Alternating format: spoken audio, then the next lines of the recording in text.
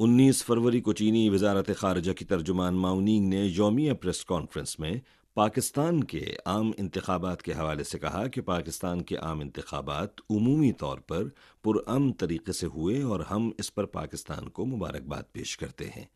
उन्होंने कहा कि एक दोस्त हमसाया मुल्क के तौर पर चीन पाकिस्तानी अवाम के इंतखाब का मुकम्मल एहतराम करता है और पूरी उम्मीद करता है कि पाकिस्तान में तमाम सियासी जमातें इंतखाबात के बाद सियासी इत्तेहाद और समाजी इस्तेहकाम का मुश्तरका तहफ़्फ़ुज़ करेंगी और कौम की तरक्की और मुस्तक़बिल के लिए मिलकर काम करेंगी। माओ निंग ने कहा कि चीन और पाकिस्तान चारों मौसमों के तस्वीराती शराकतदार हैं। उन्होंने कहा कि चीन रिवायती दोस्ती को जारी रखने, मुख्तलिफ शोबों में अमली ताउन को मज़ीद गहरा करने, नए अहद में मज़ीद क़ुर्बत के साथ चीन पाकिस्तान हमनसीब मुआशरे की तामीर को तेज़ करने के लिए पाकिस्तान के साथ काम करने का मुंतज़िर है ताकि बेहतर